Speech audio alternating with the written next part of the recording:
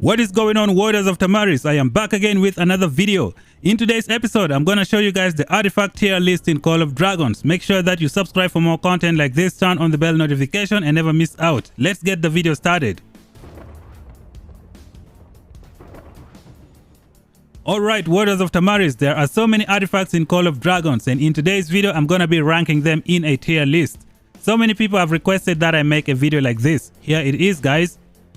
All the artifacts in this game do unique things. I don't think it's fair to put them in a tier list.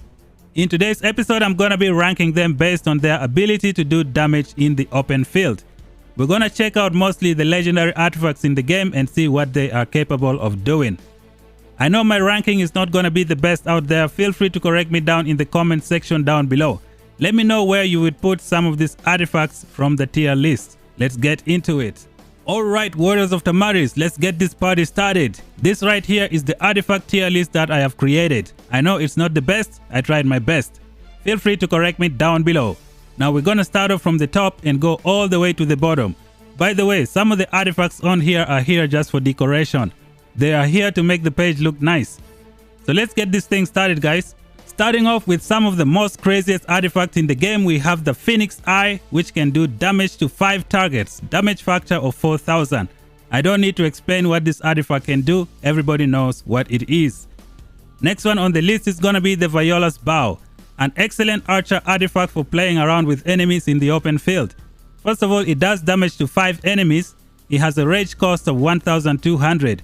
This means when you attack magic units, you can use your artifact skill damage before them, and this artifact can silence enemies and stop them from using their artifact for 10 seconds. You can hit enemies with this artifact and then run away. They are not gonna touch you. Next on the list is gonna be the Dragon Scale Armor, one of the best artifacts for the infantry in the game. Infantry are meant to tank in the open field, and this artifact takes tanking to the next level. It also has a passive effect where it reduces damage by 9% for 5 seconds. This is awesome. Next artifact on the list is gonna be the Shadow Blade, aka the best archer artifact in the game. No need to explain what this artifact can do. Damage to 5 enemies, damage factor 3600, one of the craziest in the game. We have the Grey Mars War Hammer, another excellent artifact for infantry in Call of Dragons. Only has a rage requirement of 400. You send this artifact to your enemy, you hit them, you stun them, and then you do a damage factor as well. One of the greatest artifacts in the whole game. When you stun your enemies, you stop them from attacking you, giving you the upper hand. Another crazy S+ class artifact is gonna be this one right here. Let me look for it. Where is it? It's hiding. I haven't unlocked it yet. We have the Kingslayer for the Cavalry faction. Now this artifact is gonna do damage to 5 targets. It has a rage cost of 600, meaning you can charge towards your enemy, hit them and then run away. They will have no response. Now this artifact also has a crazy slow effect. It has a crazy secret effect. If the target is another Lord's Legion and has fewer than 10% units remaining, it is immediately defeated. Now this artifact can do instant kill. No wonder they call it the Kingslayer. You don't want to mess with it. The next class S+ artifact on our list is gonna be the Infernal Flame for the magic troop type. This is one of the greatest artifacts in the whole game. Can do damage factor 1103 times, which is a lot.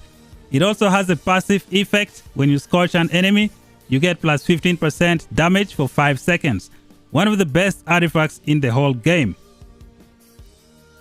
Next class S+ artifact on the list is gonna be the Fleeting Beauty, the Spring of Silence, one of the greatest infantry artifacts in the whole game. It can do damage to 3 targets. It only has a rage cost of 400. Now imagine some enemies charging towards you. You hit them with this artifact, you slow them by minus 20% for 10 seconds, giving you and your allies the upper hand. You destroy your enemies, one of the best artifacts in the game. And those are the S+ artifacts in Call of Dragons. We have the Phoenix Eye, we have the Viola's Bow, we have this infantry jacket, we have the Shadow Blade, we have the War Hammer, we have the Kingslayer, the Fleeting Beauty, and the Infernal Flame. Now let's check out the next class. S-class artifacts in Call of Dragons. This is everything that I have so far. Let us see why these artifacts are classified in the class S. We're gonna kick it off with the magic bomb from the magic faction. This is one of the best artifacts in the game. It can do so much in the open field.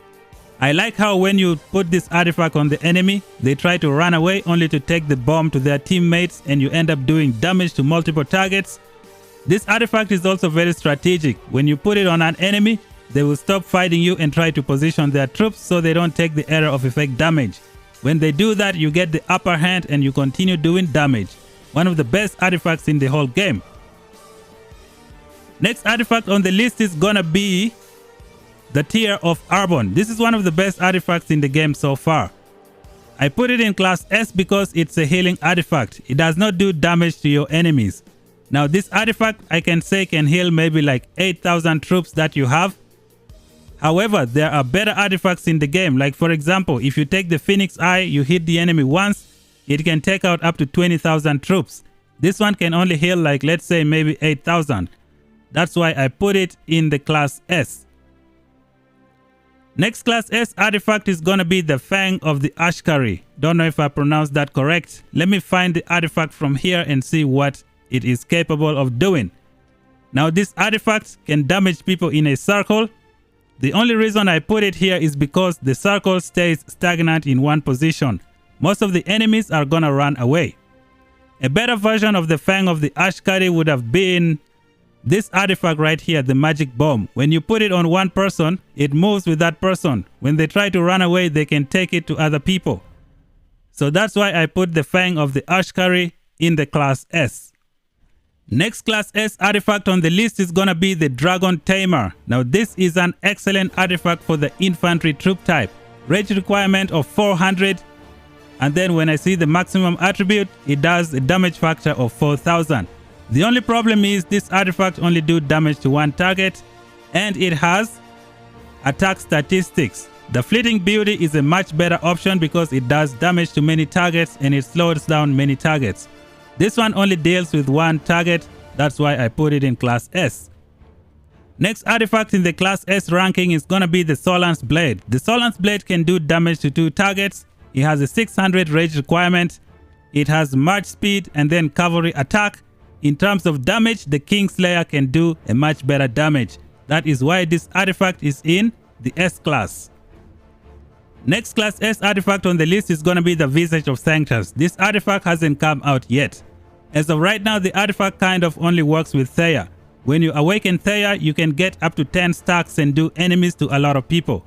Now it's going to require you to do like 10 rage skills to get the 10 stacks, which is a lot. That is one of the reasons I decided to put it in the class S.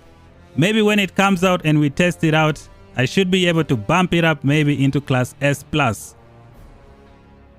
Next class S artifact is gonna be the Heart of the Kamasi. Now this is an excellent archer artifact in the game.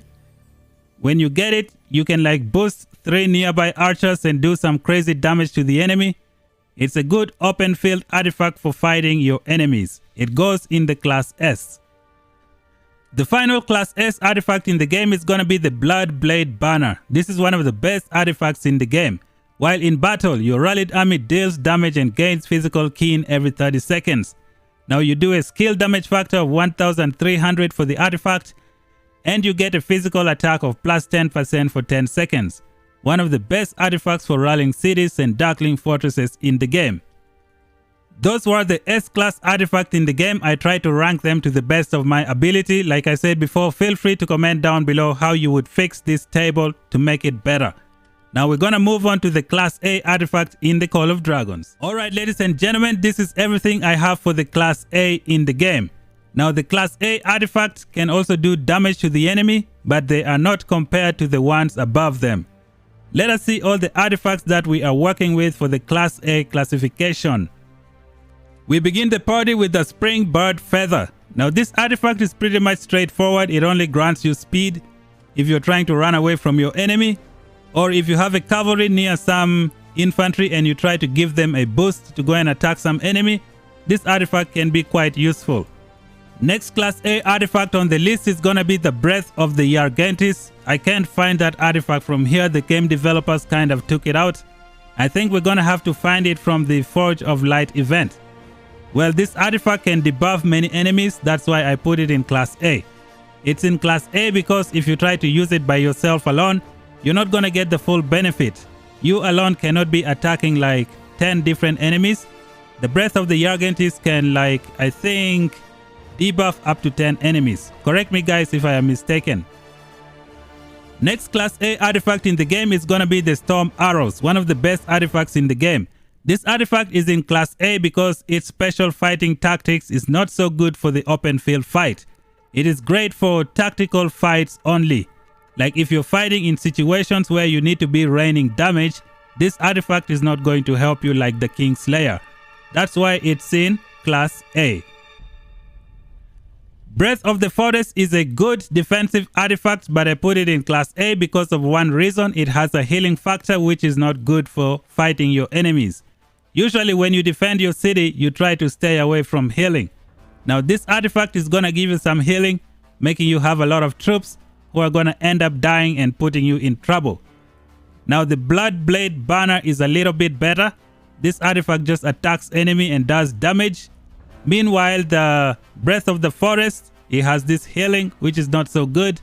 That's why I ranked it below the Blood Blade banner. Next Class A artifact on the list is gonna be the Wolf Woman of Halo. Now this artifact is almost the same as the Storm Arrow. It's used for tactical purposes in the open field. If you're looking for raw damage like to punish your enemies, this is not it. It is just for tactical fights in the open field, and I put it in Class A.